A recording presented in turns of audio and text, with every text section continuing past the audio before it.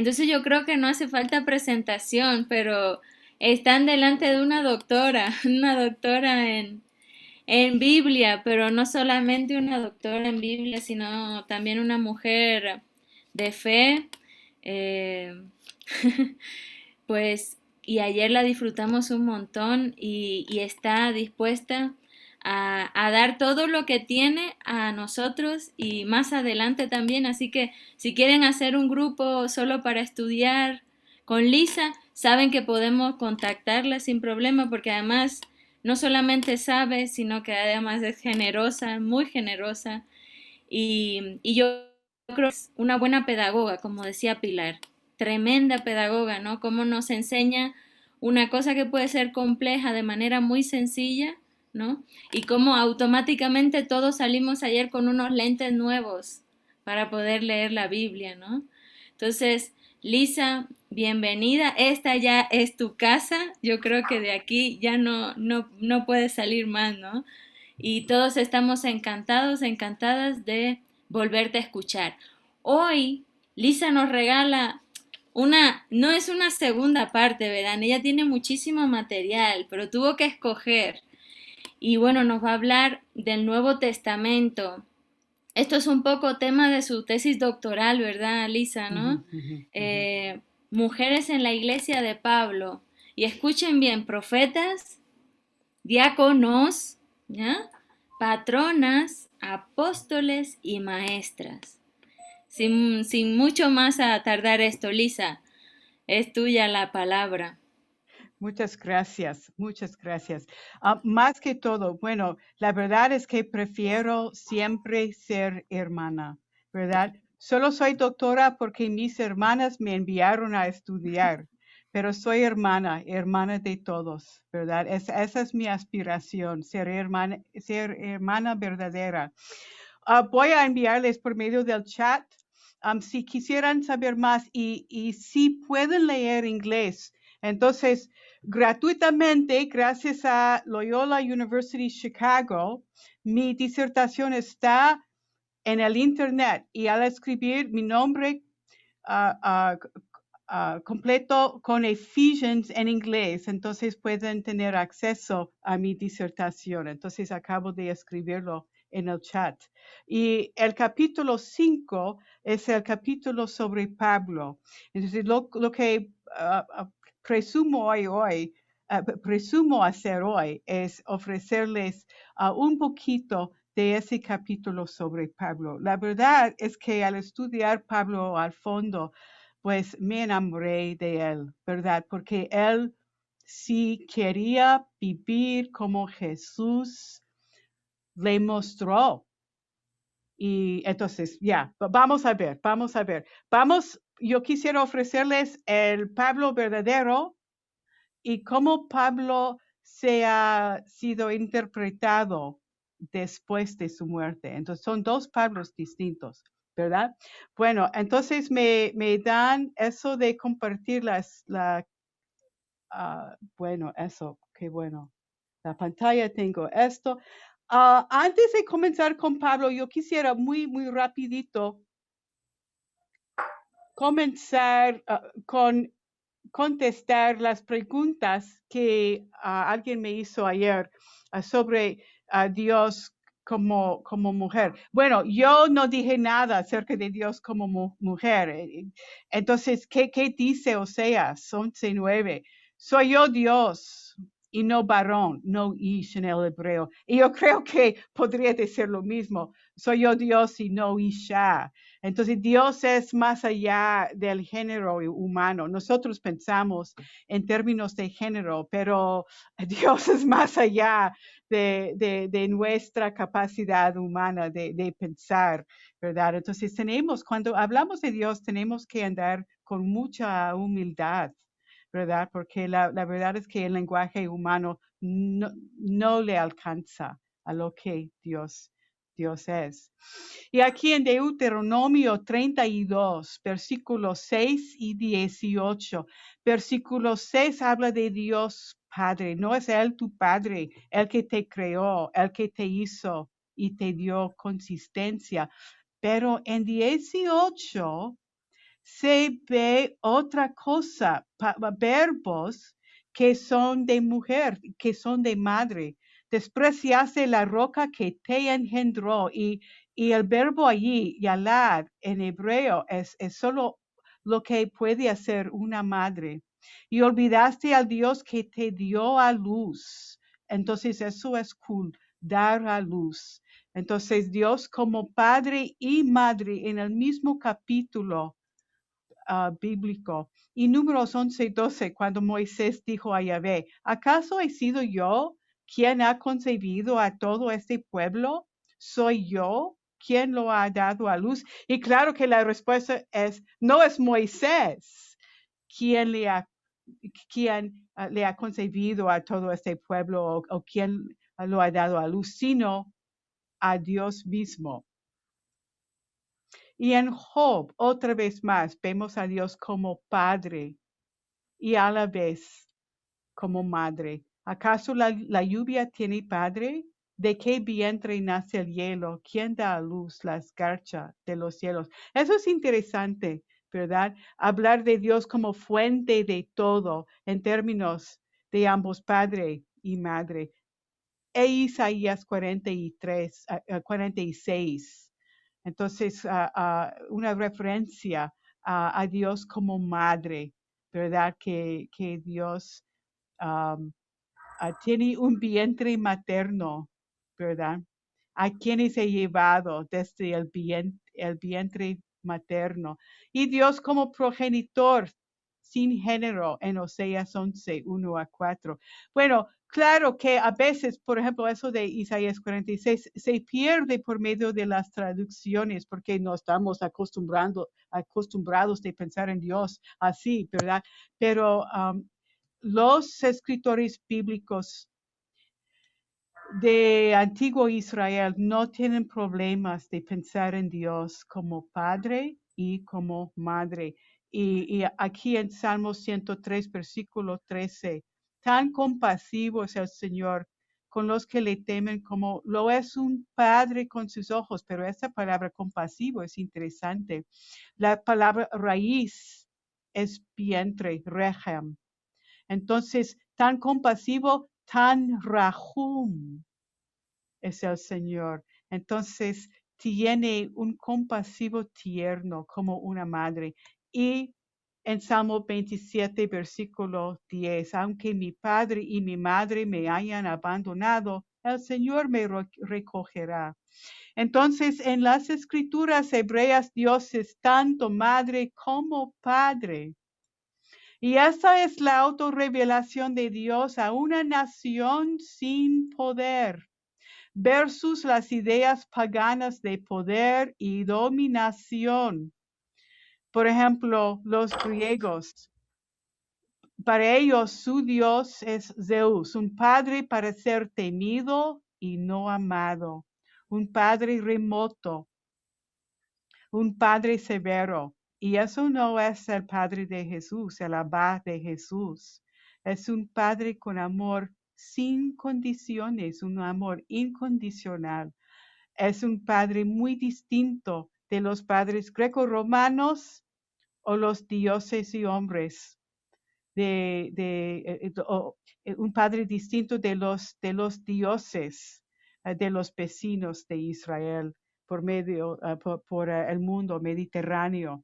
Entonces, eso es lo que quería, es como quería terminar la charla de ayer, la conferencia de ayer. Pero regresemos ahora a nuestro amigo Pablo, porque al final sí van a ver cómo Pablo sí es el amigo de las mujeres. Entonces, mujeres en las iglesias de Pablo, profetas, diáconos, patronas, apóstoles y maestras. Y digo diáconos porque para esta conferencia utilizo el texto griego de Pablo. Esa imagen se encuentra en la catacumba de Marcelino y Pedro en Roma, data del siglo IV. Bueno, cuando llegamos a las cartas de Pablo, encontramos una serie de declaraciones sobre las mujeres que son algo problemáticas. ¿No es así? Bueno, y ustedes pueden ver toda la diapositiva, ¿verdad? No ven mis apuntes, ¿no es cierto? Sí, solo la Bien, diapositiva. bien, bien. Bueno, entonces, como eso en 2 Timoteo 3:6, débiles mujeres cargadas de pecados, arrastradas por diversas pasiones. Y en 1 Timoteo 12, yo no permito que la mujer enseñe ni que ejerza autoridad sobre el hombre, sino que permanezca callada. Y aquí en Colosenses 3:18, mujeres estén sujetas a sus maridos como conviene en el Señor.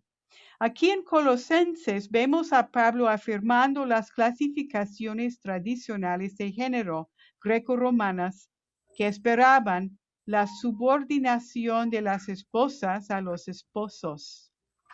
Mientras aquí en Efesios, Pablo insiste en una subordinación mutua entre las parejas casadas. Sométanse unos a otros en el temor a Cristo, las mujeres a sus propios maridos como al Señor, sin eliminar la sumisión de la mujer. Efesios agrega la sumisión del marido también. Pero en 1 Corintios 14, 34 a 35 les dice a las mujeres que guarden silencio, condenando su discurso en las iglesias como vergonzoso, deshonroso. Sin embargo, en otra parte de la misma carta, Pablo escribe sobre las mujeres profetas. El papel del profeta en la iglesia antigua era hablar como el profeta se sintió dirigido por el Espíritu Santo. Aquí en 1 Corintios 11:5, Pablo da instrucciones a las mujeres profetas. Esto implica que las mujeres, de hecho, sí tenían voz en la iglesia doméstica. Pues, ¿cómo es posible que una mujer que profetiza guarde silencio en la iglesia? Pero Pablo da instrucciones para una mujer profeta. Toda mujer que ora o profetiza. ¿Cómo puede ser profeta y guardar silencio a la vez? Claro que hay una fuerte contradicción. Aquí se ve una mujer orando en un fresco de la catacumba de Santa Priscila en Roma. Se data la catacumba de los finales del siglo II hasta el siglo IV. ¿Y qué decir acerca de las mujeres líderes de quienes Pablo escribió en sus cartas?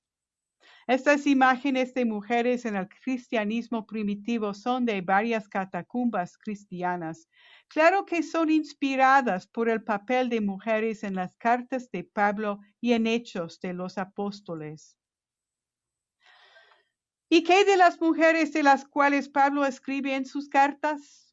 Al escribir de las mujeres a quienes conoce personalmente, Pablo afirma y anima las contribuciones y los papeles de liderazgo de las mujeres en sus iglesias.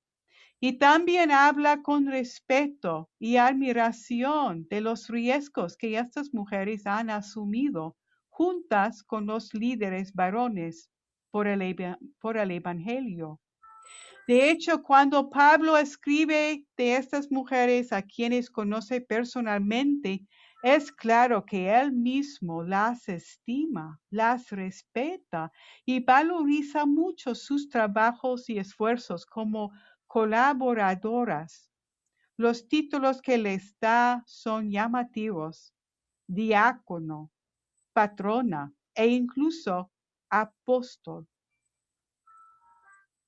Y hay otras colaboradoras de Pablo, Evodia y Síntique, quienes han compartido mis luchas en la causa del Evangelio junto con Clemente y los demás colaboradores míos, cuyos nombres están en el libro de la vida, y Chloé, una líder de la iglesia de Corinto, y Apfia, una líder de la iglesia de la Asia. Sin duda, cuando leemos las cartas de Pablo, lo que notamos son contradicciones en las instrucciones de Pablo con respecto a las mujeres. En 1 Corintios 7, por ejemplo, Pablo insiste en la aceptabilidad de las mujeres solteras. Mientras que en 1 Timoteo 2, Pablo enseña que las mujeres se salvan por la maternidad. Hermanas monjas, pues estamos perdidas, ¿verdad? Entonces, ¿qué está pasando? ¿Por qué existe tal inconsistencia? De nuevo, en 1 Corintios 7, Pablo anima a las viudas a permanecer solteras, incluso afirmando que él cree que serán más felices solteras que casadas. Pero en 1 Timoteo 5, Pablo pide que las viudas menores de 60 años se vuelvan a casar. Pues, ¿qué está pasando? ¿Por qué existe tal inconsistencia? ¿Y qué hacer con las contradicciones? ¿Cómo vamos a entender estas contradicciones y lo que Pablo tiene que decir sobre el papel de la mujer en la iglesia primitiva? Claro que no se las puede cortar de la Biblia, ¿verdad? Entonces regresamos a la pregunta de ayer. ¿Cómo leer la Biblia? ¿Como espejo o como ventana? ¿Y hay problemas al leer la Biblia como espejo? Pues como vimos, leerla así nos dice más de nosotros mismos y del mundo nuestro. Y no nos dice nada acerca de lo que quiere decir el autor bíblico, su propio mundo y su contexto histórico. Pero cuando leemos la Biblia como ventana, logramos ver adentro de otro mundo, al mundo del autor bíblico.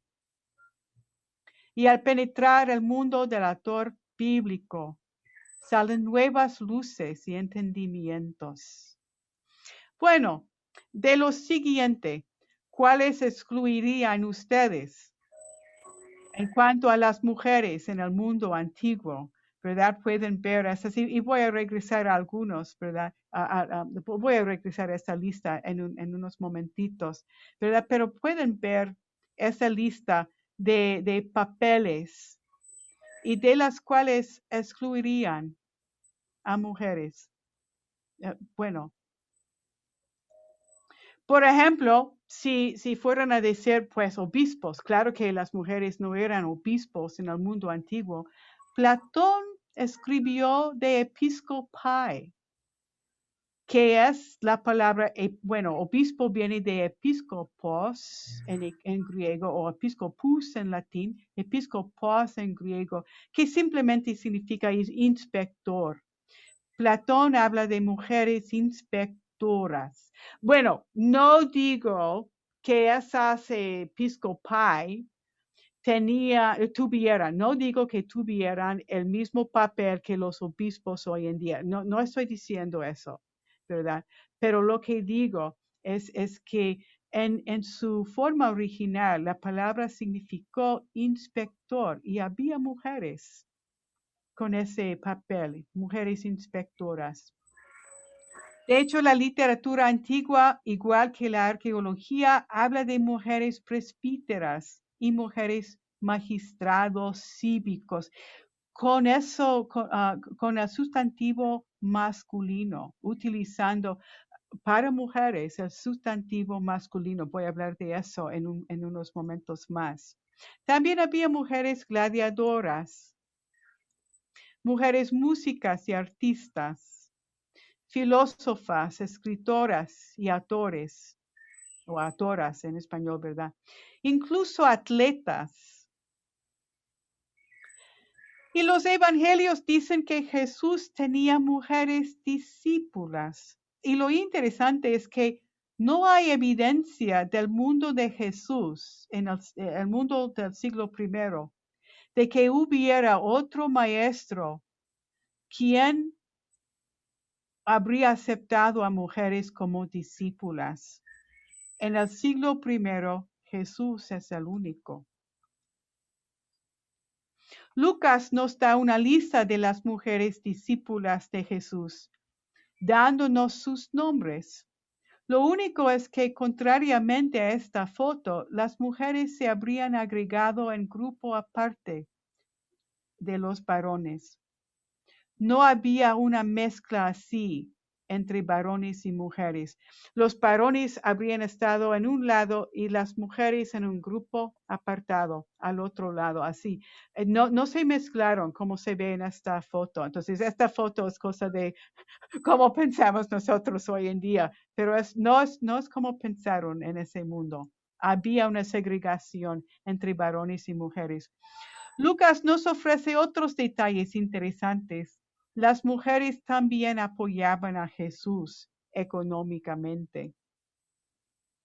Y aquí en Lucas 10, Lucas nos ofrece otra escena interesante. Marta, sumamente apenada por su hermana María, quien está con los varones, tomando un lugar que no se le da a las mujeres de esa época. Marta quiere que Jesús le regañe a María, que le diga dónde está su lugar apropiado. Pero Jesús la defiende a María y no la regaña. En otras palabras, las mujeres del mundo antiguo sí se incluían en todas las categorías de arriba. Lo único es que eran menos numerosas que los hombres en las mismas categorías. Recuerden, un problema al leer la Biblia como espejo es que vemos a nosotros mismos y a nuestro propio mundo en las páginas de la Biblia. Así es importante no imponer nuestro propio mundo por encima del texto bíblico. De hecho, documentos de la Iglesia como Divino Aflante Espíritu y la interpretación de la Biblia en la Iglesia exigen que los biblistas aprendan el contexto histórico de un texto bíblico.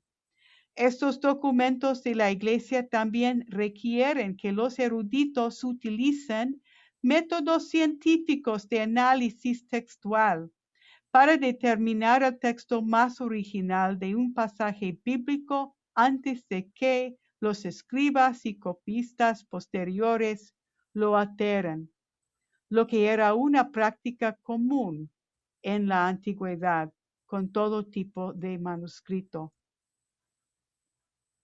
Una segunda tarea, entonces, igualmente importante, es determinar, en la medida de lo posible, el texto más original, antes de ser alterado por escribas y copistas posteriores.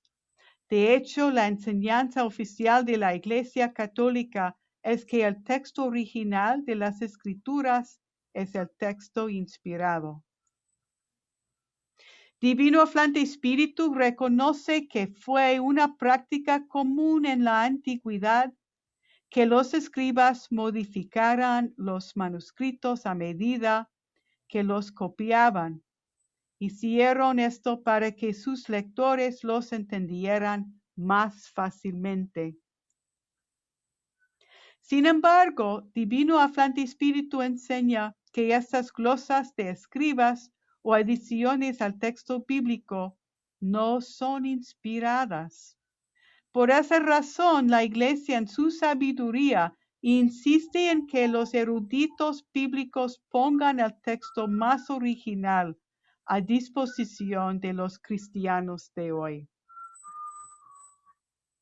Aquí se ve una página del Codex Sinaiticus.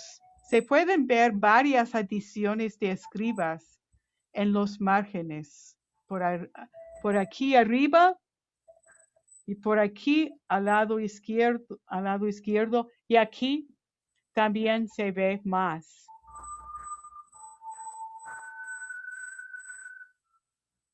Y aquí se ve otra página del mismo. Esta es una página típica del texto griego del Nuevo Testamento que utilizan los biblistas. Lo que está marcado en amarillo se ve más grande a la derecha. Utilizando un tipo de código, los apuntes en la parte inferior de la página alertan al académico sobre variantes del manuscrito. Entonces vale repetir, la Iglesia exige que la primera tarea de la erudición bíblica sea leer un pasaje de las Escrituras en su propio contexto histórico. Entonces, eso es lo que propongo hacer hoy en nuestra conferencia. Entonces, ¿cómo leer la Biblia como una ventana por la cual se ve el mundo del autor bíblico? Tomando esto en cuenta, entonces ya podemos hablar de Pablo. En cuanto a las cartas de Pablo, vemos algo interesante. Hay cartas, 7 en total, que comparten similitudes en estilo, lenguaje, vocabulario y teología. También presumen una estructura de iglesia informal. Están dirigidas a iglesias específicas y abordan problemas específicos. Los eruditos están de acuerdo en que estas cartas son escritas por el propio Pablo. No queda duda ninguna. Pero ahora llegamos a otro grupo de cartas que afirman haber sido escritas por Pablo. Sin embargo, no comparten el mismo estilo de escritura, ni el mismo vocabulario, ni siquiera el mismo mensaje o teología. De hecho, como hemos observado, a veces estas cartas incluso contradicen lo que el mismo Pablo tiene que decir en sus cartas genuinas. ¿Se acuerdan lo que dijimos ayer acerca de la exigencia de la Iglesia que respetemos los géneros literarios? Eso se aplica aquí en cuanto a las cartas que afirman haber sido escritas por Pablo, pero no tienen el mismo estilo, lenguaje o vocabulario de las cartas de Pablo, las cartas no disputadas. Entonces la Iglesia enseña que hay que respetar los géneros literarios utilizados por los escritores sagrados. Las cartas disputadas de Pablo pertenecen al género literario de la carta ficcional. La carta ficcional fue un género literario muy popular en el mundo antiguo. La debemos ver como ejemplo de herramienta de enseñanza. Se escribía no para engañar, sino para ofrecer un resumen de las enseñanzas de un maestro ya muerto, muy querido y respetado. A la misma vez, estas cartas representan no tanto las ideas o pensamientos del maestro mismo, sino las interpretaciones de sus discípulos. Las contradicciones que vemos en la colección de cartas de Pablo tienen que ver con las inconsistencias entre las cartas indiscutibles, las auténticas de Pablo, y las cartas deutero-paulinas, las que dicen que Pablo es su autor, pero eran los discípulos de Pablo que las escribían.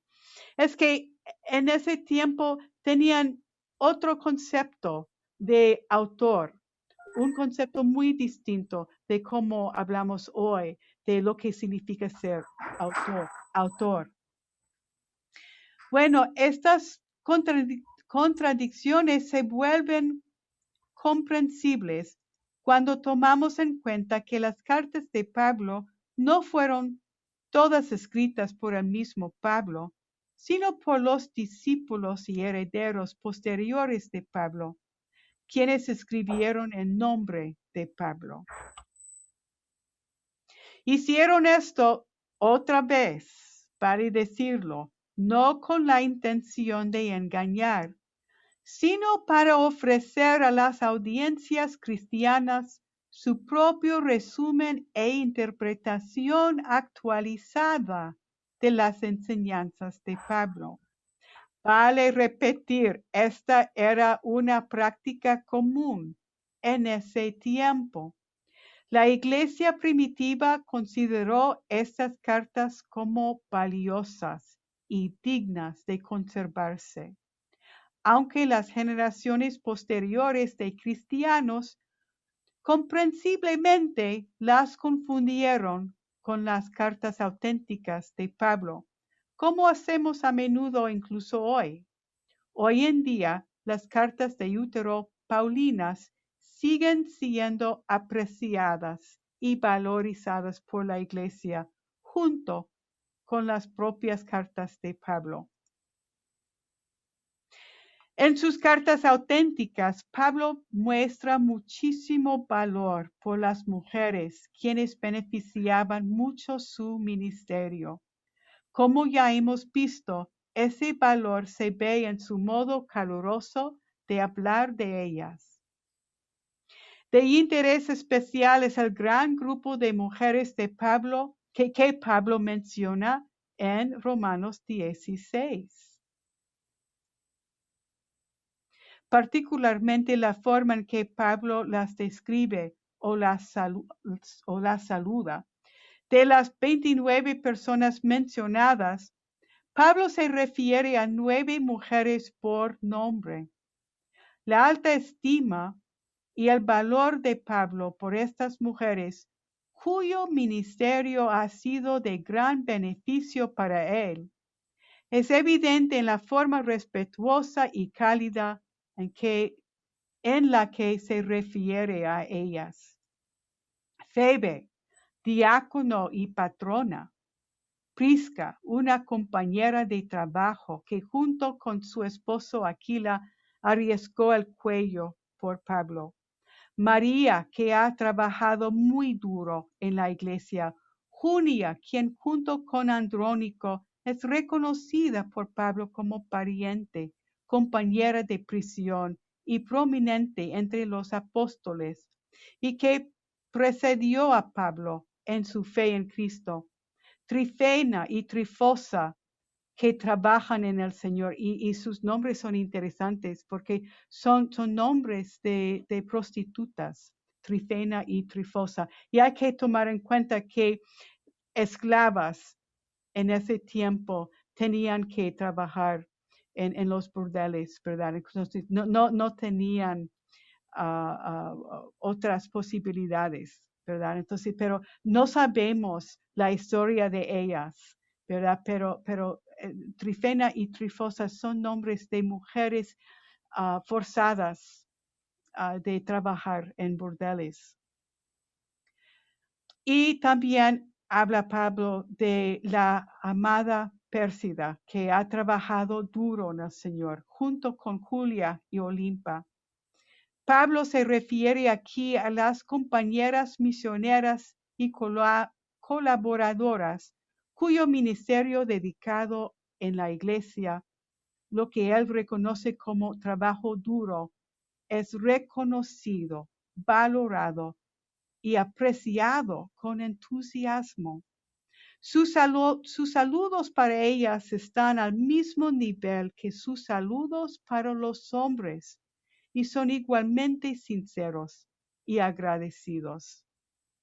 Entre todas las mujeres nombradas por Pablo en la lista extendida en Romanos 16, 3 en particular se destacan por sus roles distintivos de liderazgo: Febe, Prisca y Junia. Febe es nuestra hermana. Y decir hermana significa también un título como un oficio alguno. Es líder en la iglesia. Es nuestra hermana. También es diáconos o diácono. Utiliza la palabra masculina, la palabra en forma masculina. Y patrona, prostatis. Entonces, es de notar que Pablo se aplica a Febe claramente, una mujer, una palabra gramaticalmente masculina, diáconos. Aunque esa palabra puede significar siervo, también es utilizada por asociaciones religiosas de la época para indicar un rol o un papel de liderazgo o un cargo, un oficio. De hecho, gracias a la arqueología, hoy tenemos una colección grande de inscripciones del mundo antiguo en las que se aplican títulos masculinos a las mujeres. En todos los casos, cuando se aplica un título masculino a una mujer, indica un cargo o un rol de liderazgo oficial de algún tipo. Todo esto es para decir que se sabía que las mujeres de la época de Pablo habían servido en cargos religiosos y cívicos, probablemente no en el mismo número que los hombres, pero no obstante, las mujeres que ocupaban cargos especiales sí existían en el tiempo de Pablo. Aquí tenemos un ejemplo de una Stepanoforos. Entonces la inscripción es refiere a una mujer. Es muy claro que habla de una mujer, pero utiliza la palabra en la forma masculina. Entonces, indica que era una persona con un cargo cívico. Por lo tanto, cualquier presunción de que el título diáconos estaría limitado con respecto a Febe no está respaldada por lo que sabemos ahora del registro arqueológico sobre los roles de liderazgo de las mujeres. En otras palabras, al usar la forma masculina de la palabra, Pablo no está llamando a Febe simplemente una sirvienta, sino que está indicando que ella es diácono en su iglesia local. Ella es una funcionaria, tiene oficio de liderazgo. No sabemos qué habría implicado el oficio de diácono en la época de Pablo. No obstante, los eruditos de hoy creen que cualquiera que sea el papel de los diáconos mencionados en Filipenses 1:1, Febe habría tenido el mismo papel. Se pierde todo esto en la traducción. Por ejemplo, la Vulgata, la traducción de San Jerónimo al latín, no dice nada del papel que tenía Febe como diácono. Jerónimo cambia la palabra diácono a esta frase, en servicio de la iglesia solamente. En la Vulgata, Febe ya no más es diácono. La traducción de Jerónimo refleja su propio tiempo y no el mundo del primer siglo de Pablo, en el que era aceptable que las mujeres tuvieran roles de liderazgo, incluso cargos reconocidos en una iglesia doméstica. La traducción de Jerónimo refleja el mundo del siglo IV, cuando el papel del diácono estaba evolucionando hacia algo más público y más litúrgico. Lo que pasó es que en el tiempo de Pablo, las iglesias eran domésticas. Las celebraciones tomaban lugar en las casas privadas. Entonces, cuando el cristianismo se reconoce como religión legítima en el siglo IV, entonces se mueve todo a las basílicas grandes y las celebraciones litúrgicas entonces se transforman en celebraciones públicas. Entonces, por eso El papel de un diácono llegó a ser un papel litúrgico y público. En la cultura greco-romana, una mujer bien educada no debía estar expuesta a la mirada masculina, es decir, no debía tener un papel público. Se pensaba que tener un papel público podría potencialmente hacer que una mujer fuera vulnerable o a la atención masculina indebida y no deseada o a los chismes maliciosos. Si su reputación se empañara de alguna manera, incluso si no fuera su culpa, se convertiría en una fuente de gran vergüenza y deshonra para toda su familia y especialmente para su esposo y padre. Debido a que Jerónimo, que vivió 3 siglos después de Pablo, no tenía forma de saber lo que hacía un diácono del primer siglo en una de las iglesias de Pablo, y debido a que no podía imaginar a una mujer bien educada en lo que se estaba convirtiendo en un papel litúrgico cada vez más público, por eso Jerónimo minimizó el papel de Febe en su traducción. La traducción de Jerónimo tenía consecuencias para la iglesia de habla latín, consecuencias incluso para hoy en día. Por la traducción de Jerónimo, la iglesia de habla latín siempre ha prohibido el papel de diácono para mujeres. En concilio tras concilio hay prohibiciones en contra de mujeres diáconas. Lo interesante es que esas prohibiciones indican que sí había mujeres que servían en ese papel. Si no fuera así, no habría necesidad de prohibirlas. Sin embargo, la designación de Pablo de Febe como diácono nunca pasó desapercibida para los cristianos de habla griega, que no necesitaban depender de las traducciones.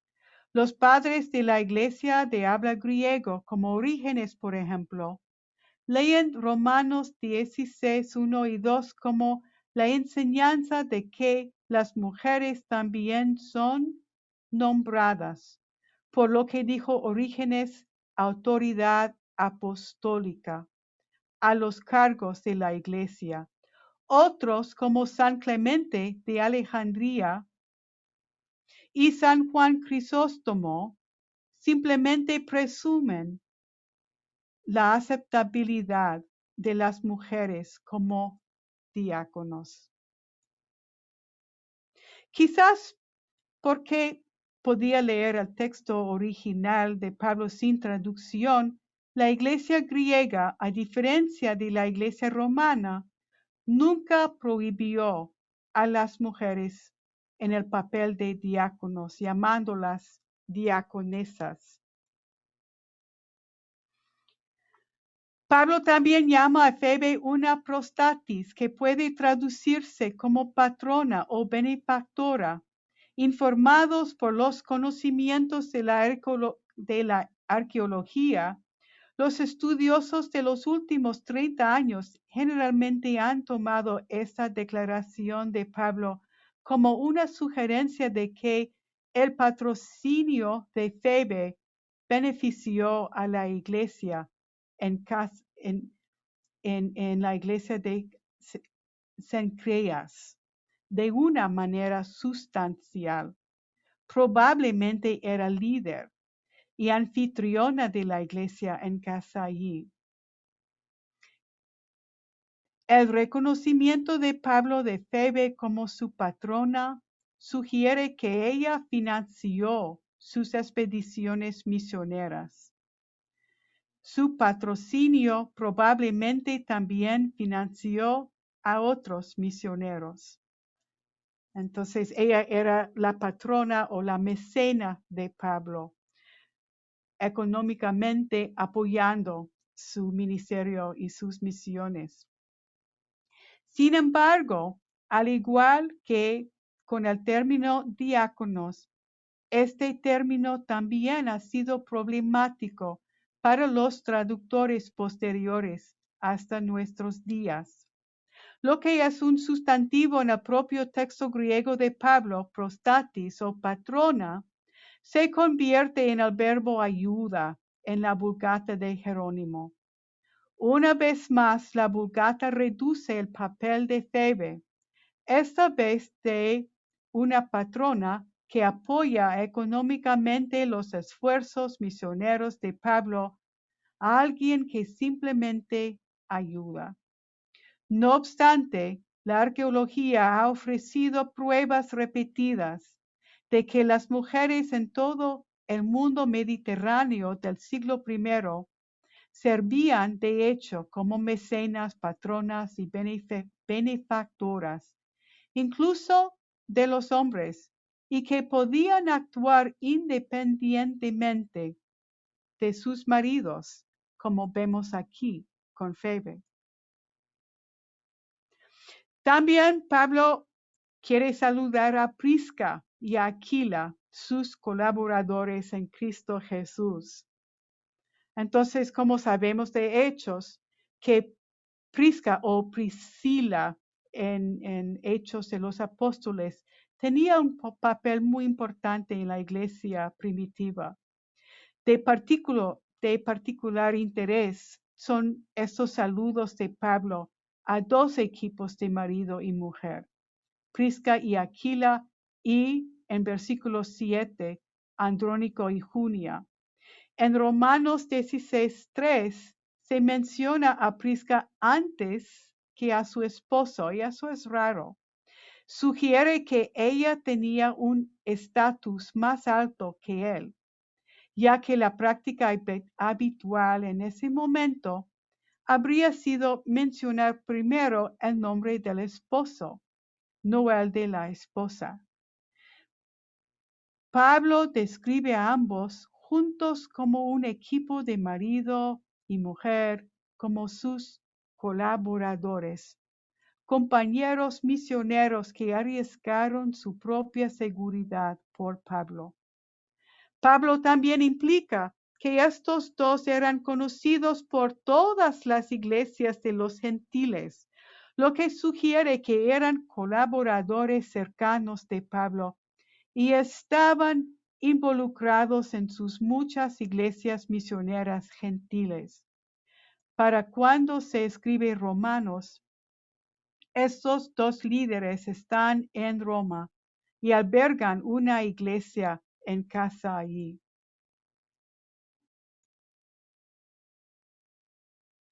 Tomando en cuenta el papel que tenía Prisca como la maestra de Apolos en Hechos 18, se ve que sí había mujeres en las iglesias de Pablo que enseñaban, al contrario de lo que leemos aquí en 1 Timoteo 2.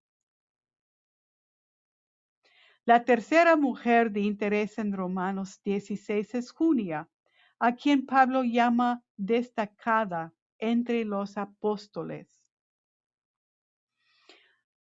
A este segundo equipo de marido y mujer, Andrónico y Junia, Pablo lo describe como sus parientes y compañeros de prisión, que conocieron a Cristo antes que él.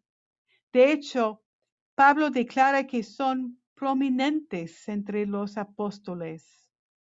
Cualquiera que sea el significado del término apóstol para los días de Pablo, y hay mucha conversación sobre esto, es significativo que Pablo lo aplica a una mujer, Junia, junto con su esposo Andrónico. Con respecto al término apóstol, Pablo es el primero en usarlo en la literatura cristiana. Su uso es anterior a los evangelios y hechos, que se escribieron algunas décadas después de las cartas de Pablo. A principios del siglo II, el término apóstol se convierte en sinónimo de los 12, es decir, los 12 apóstoles. Sin embargo, este es un desarrollo posterior.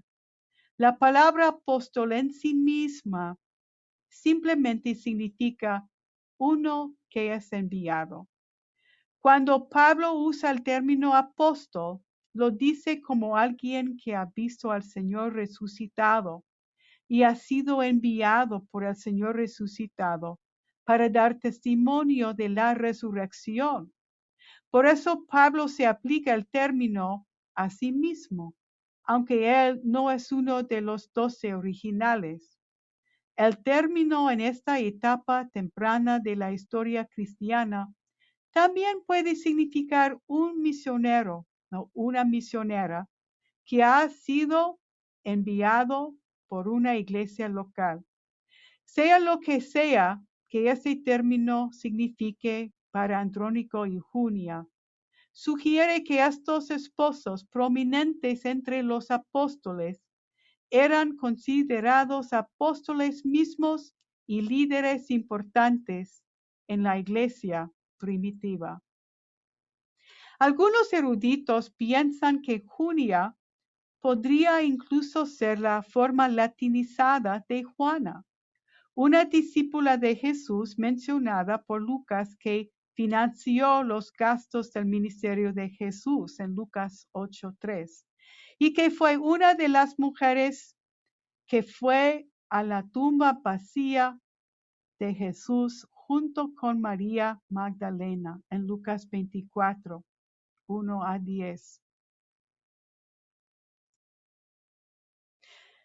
De nuevo, al igual que con los problemas de traducción sobre el papel de Febe en la iglesia primitiva, también hay problemas de traducción con Junia como apóstol. Esto se debe a que los traductores imponen su propio mundo al texto bíblico. Los problemas comienzan en la Edad Media, cuando algunos traductores presumieron que el nombre griego utilizado fuera masculino, no femenino. En consecuencia, a partir de la Edad Media, las traducciones han utilizado junias, lo que sería en griego una forma masculina del nombre. Sin embargo, la arqueología hoy en día nos ha mostrado que mientras que las inscripciones antiguas tienen cientos de ejemplos de la forma femenina junia, no se encuentra ningún ejemplo del nombre Junias en ninguna inscripción antigua. Es decir, que el nombre Junias es una invención por los traductores de la Edad Media, cuando ellos lo encontraron difícil creer que Pablo llamara a una mujer prominente entre los apóstoles. Para resumir, entonces, en sus auténticas cartas, Pablo reconoce las contribuciones y los roles, los papeles de liderazgo de las mujeres en sus iglesias de una manera que las pone en pie de igualdad con los hombres. De hecho, las mujeres para Pablo son estimadas y valoradas como colaboradoras.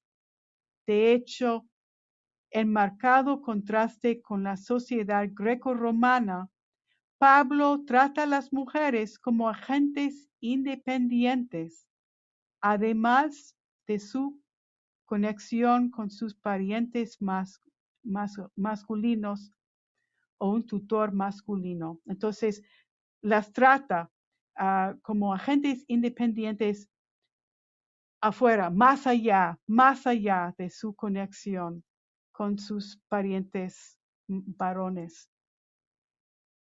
Al escribir de los equipos de marido y mujer, Pablo en ninguna parte exige la subordinación de las esposas. De hecho, en su enseñanza sobre el matrimonio, en 1 Corintios 7, Pablo insiste en la igualdad conyugal en el matrimonio. Un esposo tiene autoridad sobre el cuerpo de su esposa, sí. Eso fue la expectativa común de la época.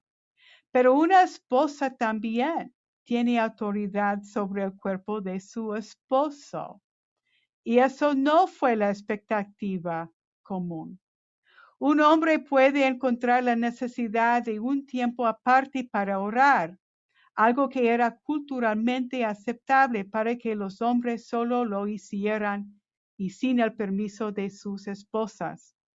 Pero Pablo insiste en que un esposo no se separe de su esposa sin su permiso. Entonces, la esposa también tiene autoridad.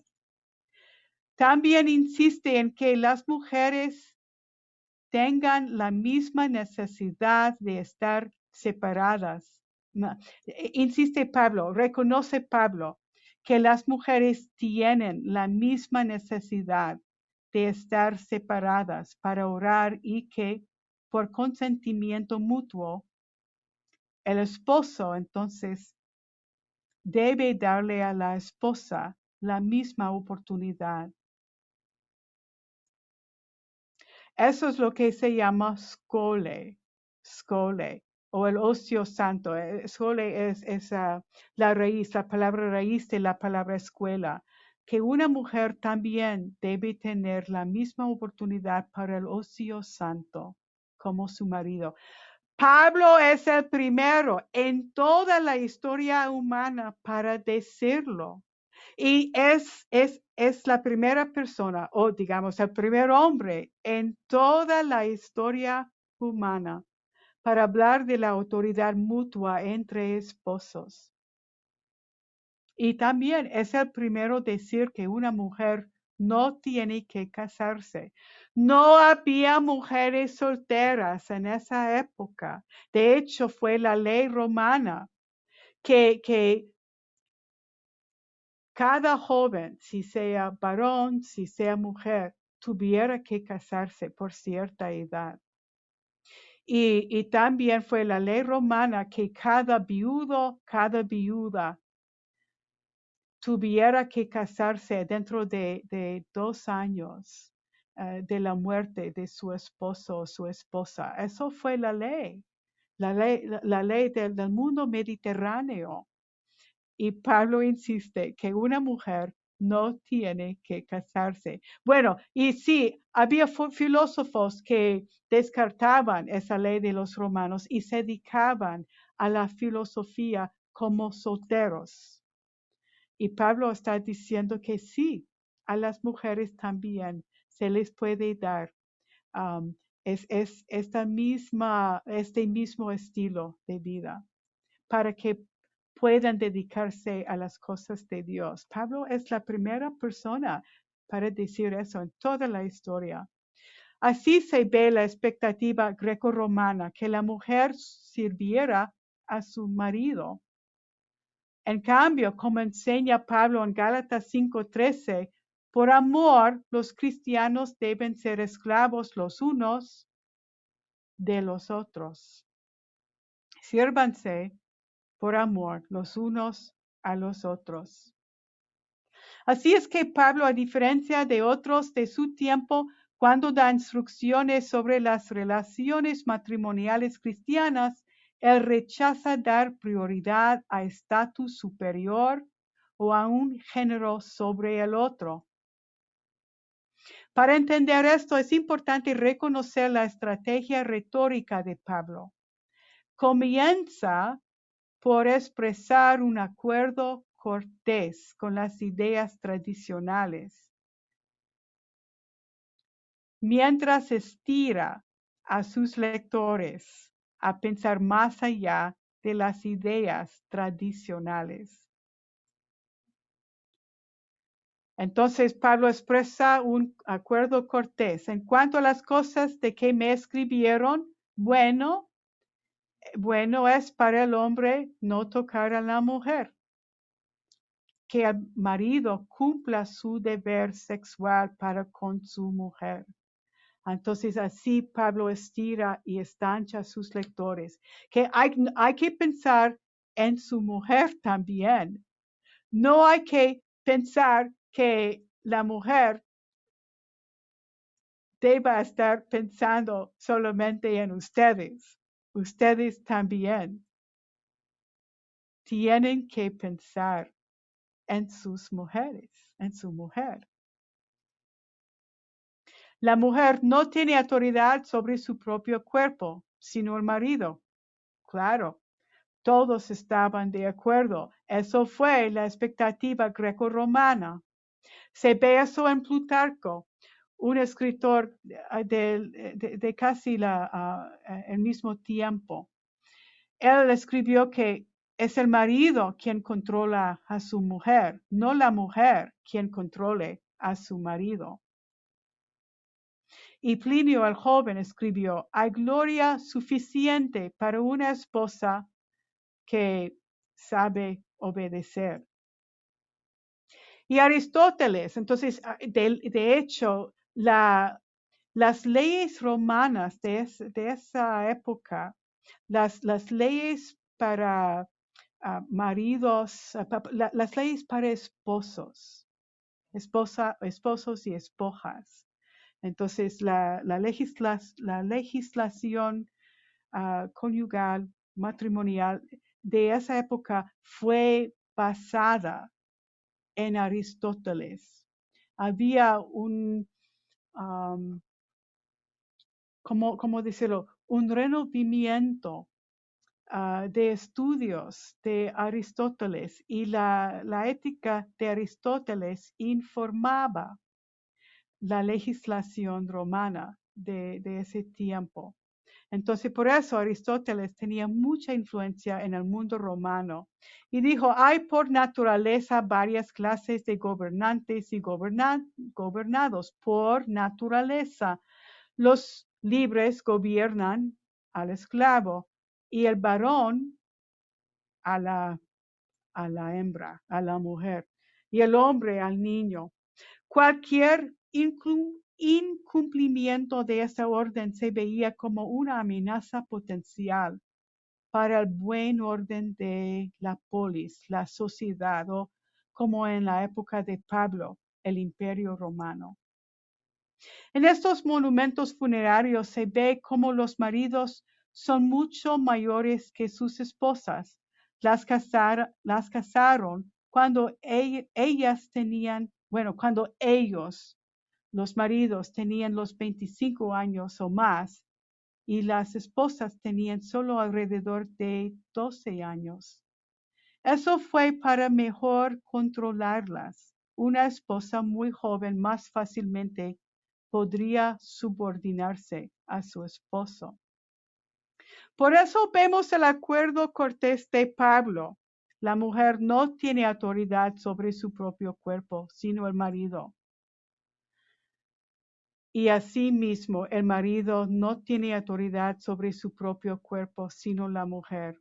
Pablo les estira a sus lectores todavía más. Y eso para promover buen orden. Su idea de buen orden fue algo distinto de la idea del buen orden greco-romano. Se ve, por ejemplo, en Cícero. La igualdad de las mujeres en el mundo romano es anarquía. La anarquía se produjo cuando las mujeres y los esclavos no obedecían a sus superiores. Y Livio escribió, pero si damos a las mujeres libertad, si les damos derechos como los nuestros, ¿qué pasará cuando sean iguales? Se habrán vuelto superiores.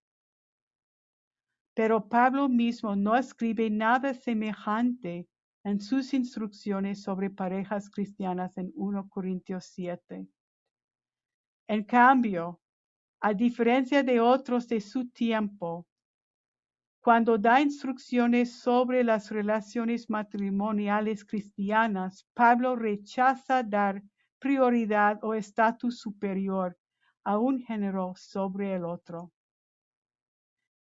Como enseña en Gálatas 5:13, por amor los cristianos deben ser esclavos los unos de los otros.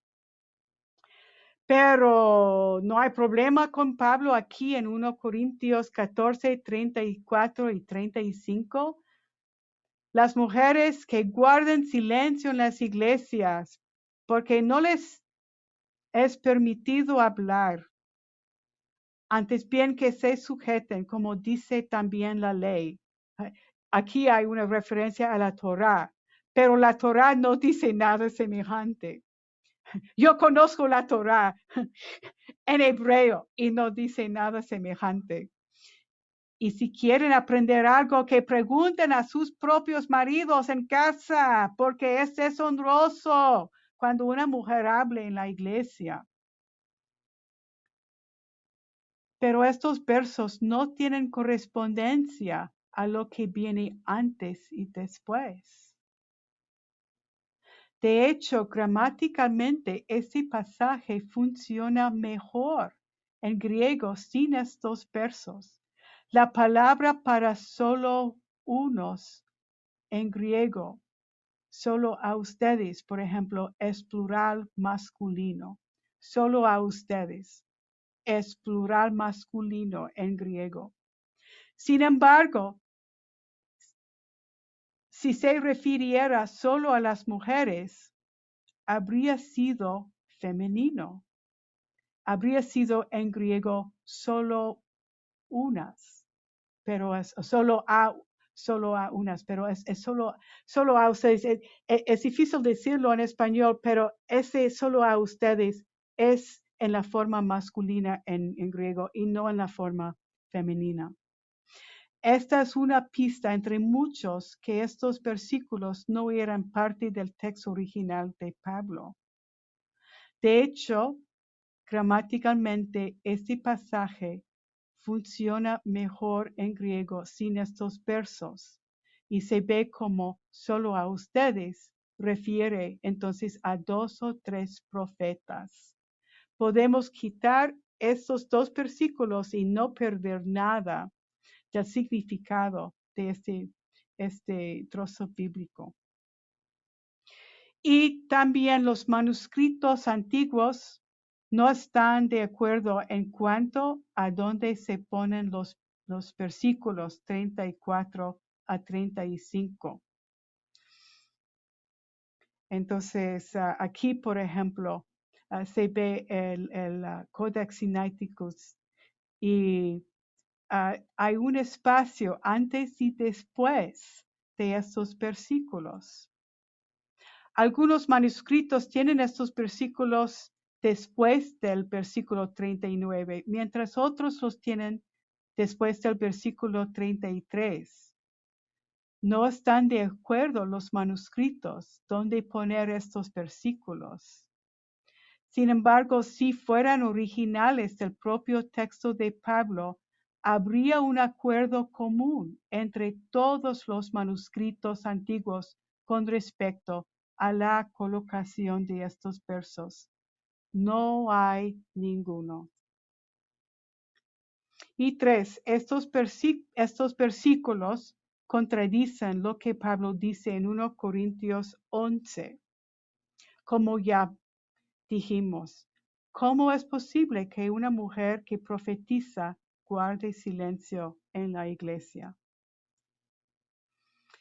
Por eso los estudiosos creen que un escriba posterior a Pablo escribió esos versículos.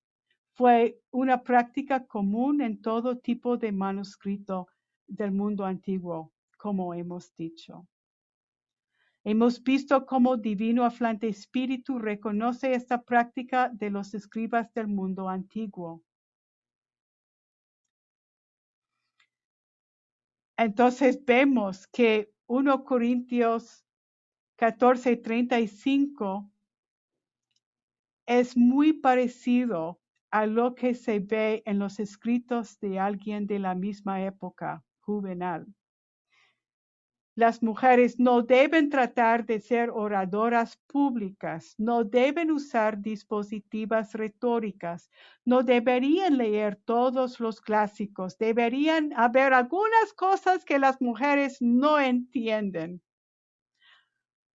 Y Filón de Alejandría del siglo I también representa las actitudes culturales de su tiempo. Una mujer no debe ser cotilla, entrometiéndose con asuntos fuera de sus preocupaciones domésticas, pero debe buscar una vida de aislamiento en el hogar. Entonces, ¿es verdad que este es de Pablo o de un discípulo posterior a Pablo, interpretándolo, pero por la lente de su propia cultura?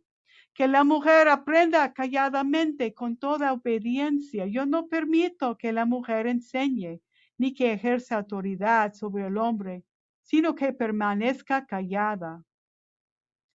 ¿Es verdad que es de Pablo?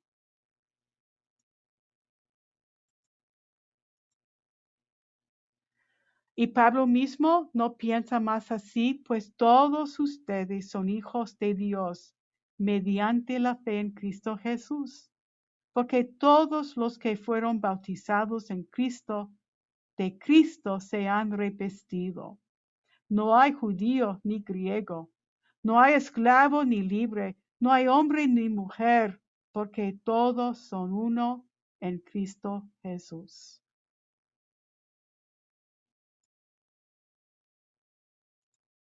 Pues entonces lo dejo así. Preguntas algunas.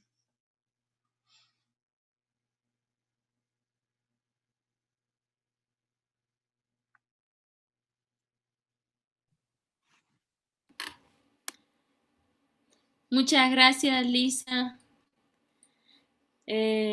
No sé exactamente cómo han quedado el resto de los oyentes, pero ahora me deja más tarea. Ahora tengo que volver a leer a Pablo, ahora tengo que volver a mirar con ojo crítico. Incluso veo que es necesario hasta estudiar un poco de la filosofía que impregna esa mirada de Pablo, ¿no es cierto? Que hemos heredado y listo. Veo que Pilar tiene la mano levantada, Pilar Pavón.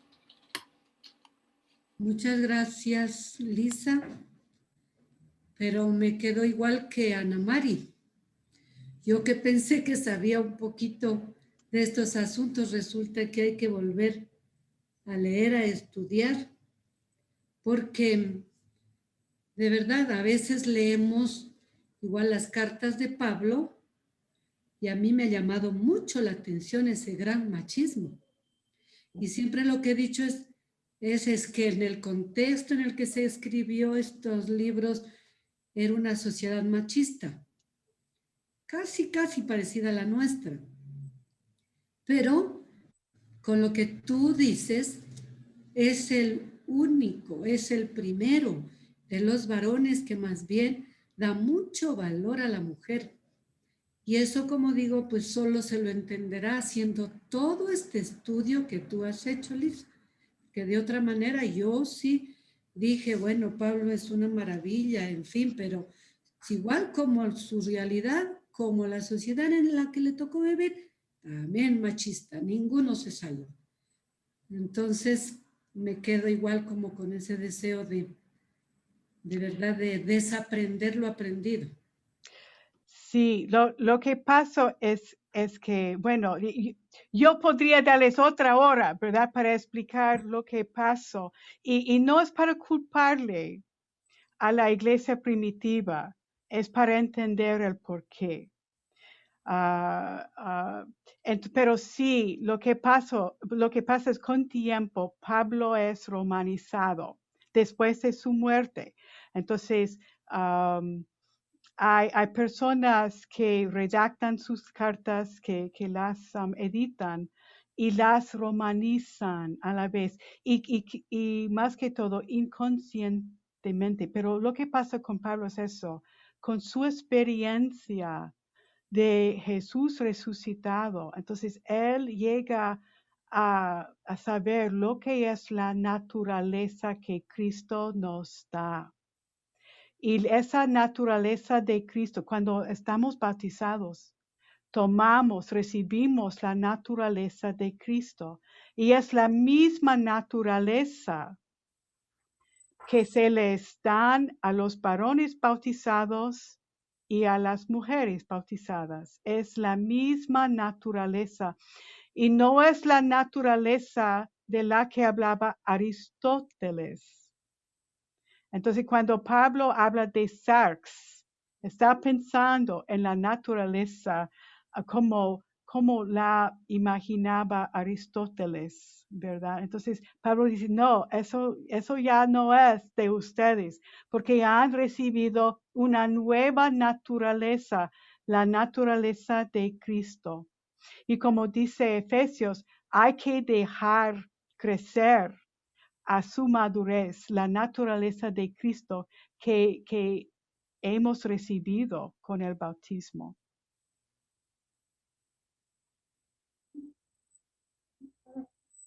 Vinicio también tiene levantada la mano, adelante. Bueno, muy buenas tardes con todos y muchísimas gracias por la excelente conferencia, la clase magistral de la hermana Lisa.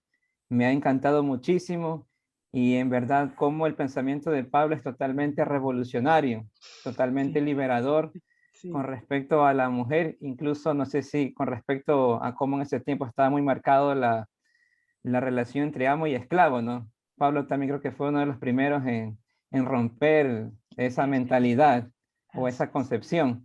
Pero yo tengo una inquietud, no sé, ya es como que metiéndome un poco más en la conciencia de Pablo, pero para mí, o sea, para mí lo sorprendente es cómo Pablo dio ese paso de como él era un fariseo, pero celoso, radical, cómo él dio ese paso a, a tener una mentalidad, o sea, a una mente más abierta, al punto de cambiar su visión con respecto a la mujer, ¿no? Porque en el judaísmo, no sé si creo que la mujer tiene un valor inferior o no sé si está o estará inferiorizada, pero a mí me sorprende cómo Pablo dio ese paso radical, ¿no? O sea, Ujú. con respecto a la visión de la mujer, o sea, en su conciencia, en su manera de Sí, pensar, porque pienso que tuvo que haberle llevado tiempo, o sea, no fue un proceso fácil, no fue algo fácil para él. No sé si usted pudiera explicar un sí, poco sí, ese paso o ese sí. cambio que se dio en Pablo. Sí, sí, y excelente pregunta, Vinicio. Dos cosas quisiera decir y quisiera comenzar con lo que dijo en cuanto al judaísmo. El judaísmo no fue en contra de la mujer. El problema es la cultura greco-romana de esa época. De hecho, en el mundo greco, hay que pensar hoy en día en Islam, ¿verdad? En Saudi Arabia, por ejemplo. Hace unos años que leí un libro que se llama, bueno, fue escrito por una princesa de Saudi Arabia y cómo las mujeres son tratadas. Bueno, y esa es mi especialidad como estudiosa, conocer ese mundo, especialmente ah, cómo funcionaban las mujeres en ese mundo, ¿verdad? Y es exactamente cómo se tratan las mujeres en algunas partes del mundo musulmán, es exactamente cómo estaban tratadas. Bueno, sí, sí, sí, debo decir sí, es muy semejante a cómo se trataban las mujeres en el mundo greco-romano. Los judíos, al contrario, tenían más respeto y estima a sus mujeres. Y eso es porque hice esa conferencia ayer. Se ve, pero la semana pasada leímos, por ejemplo, el libro de Tobías, ¿verdad? Y cómo, y fíjense en cómo se escribe de la mujer en ese libro de Tobías. Y no hay cosa semejante cuando leemos los autores greco-romanos. Un escritor tras ocho está hablando mal de las mujeres. Entonces, y otra cosa, en cuanto a Pablo, tenía ese encuentro transformador con Jesús. Que todos tengamos ese mismo encuentro transformador con Jesús, ¿verdad? Y entonces por eso pudo transformarse y pudo ver de otra manera, ver de la manera de Cristo.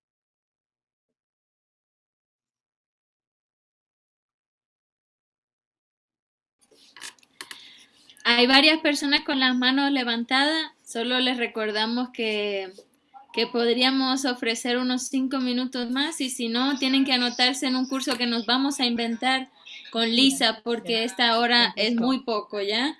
Entonces, tenemos a Pilar. No sé si Pilar de nuevo tenía otra pregunta o era que todavía tenía levantada la mano. Mari Carmen, mientras Pilar aparece. Mari Carmen. Hola Lisa, muchas gracias por esta ponencia y por explicarnos tantas cosas. Yo te quería hacer una pregunta. ¿Consideras tú que los estudios de teología muchas veces en nuestra iglesia están deslindados de los estudios históricos y de los contextos históricos? Puede suceder eso y entonces por eso a veces tenemos como ciertas opiniones o equivocaciones a la hora de apreciar ciertos textos, incluso bíblicos, y sacarlos un poco fuera de contexto o no tener en cuenta ese contexto histórico y lo que supusieron en cuanto a transformación de la sociedad y de la cultura de ese tiempo. Esa es mi pregunta.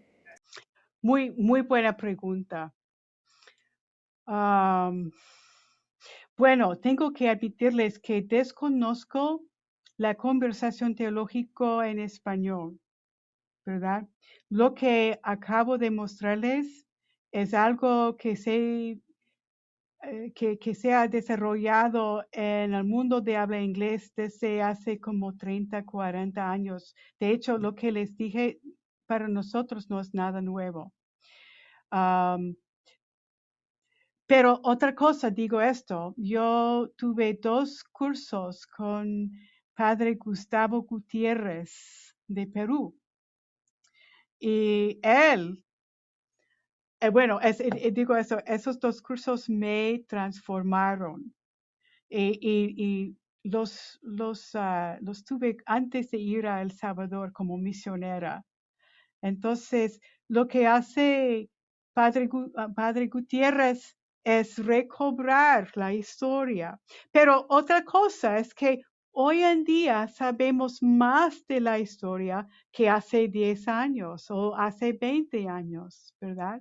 Entonces, como han visto, he utilizado mucho, he sacado mucho de la arqueología para entender estos textos bíblicos. Entonces, yo creo que lo que comenzó con Divino Aflante Espíritu todavía se está desarrollando.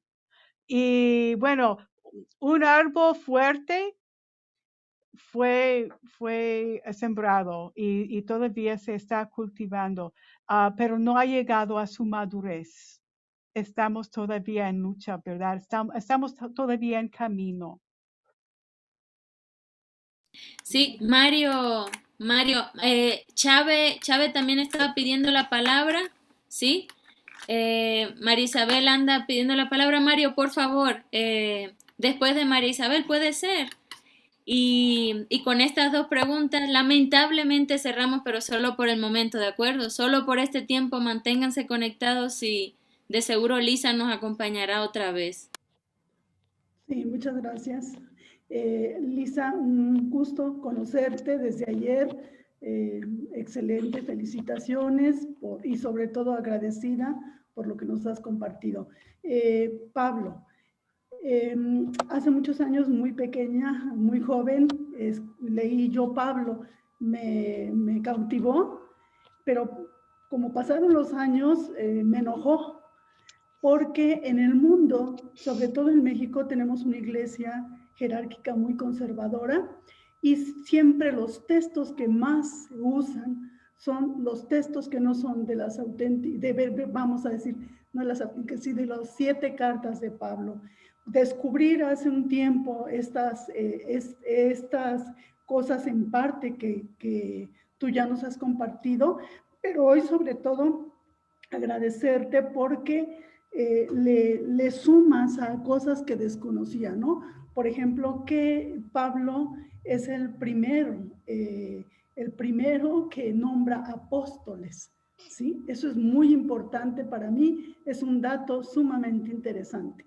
Y de verdad, ¿qué hacemos para que estas otras cartas se les dé otra interpretación y no es interpretación de sumisión que en el mundo de nuestras parroquias, yo estoy en comunidades eclesiales de base en México, trabajando con mujeres y de verdad que ese texto, cómo los utilizan frecuentemente. Gracias. Eso. Sí, para servirles. Sí, he visto cómo el machismo se basa en un texto distorsionado, en una lente distorsionada, ¿verdad? De leer la Biblia. La Biblia nos puede transformar o nos puede deformar. Depende de cómo la leamos.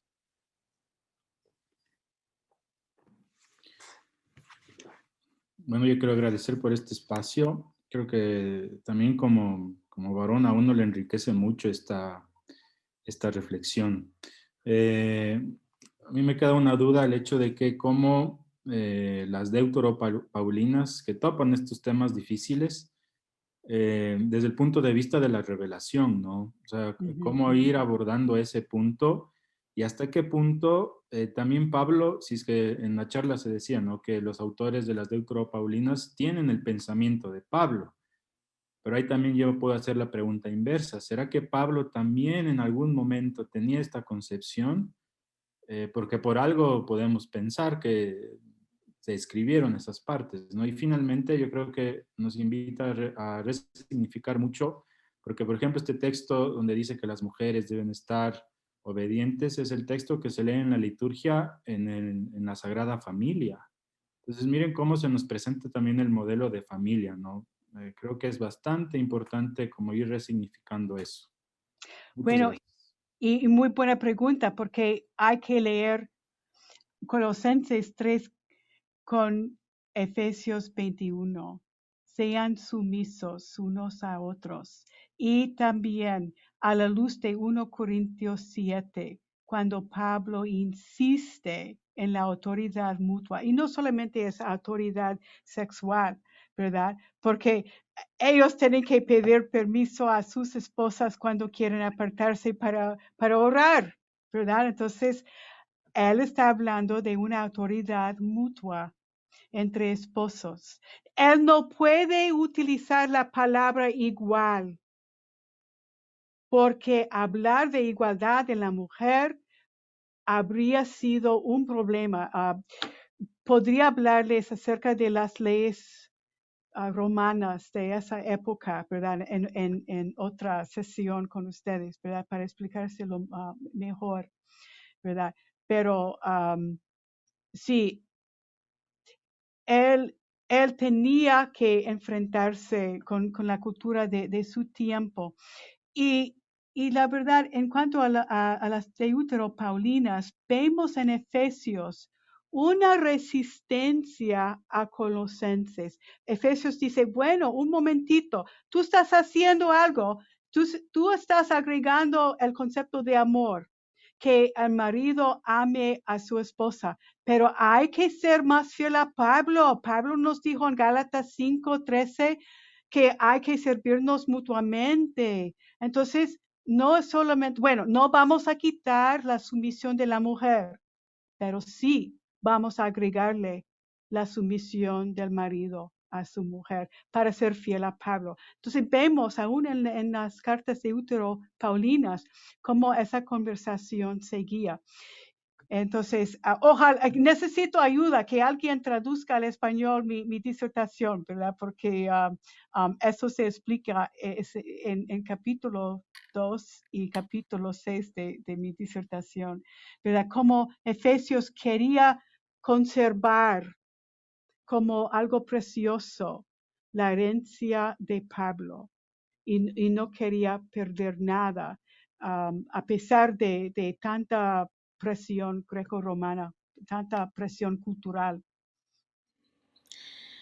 Lisa, muchísimas gracias y a todos muchas gracias. A Lisa un abrazo muy, muy fuerte. Aquí también está Lola, que fue quien me dijo que esa mujer existía y que tenía muchas cosas valiosas para compartirnos. Ojalá nos sigas acompañando en adelante, podamos seguir teniendo intercambios de este tipo. Estamos abiertos.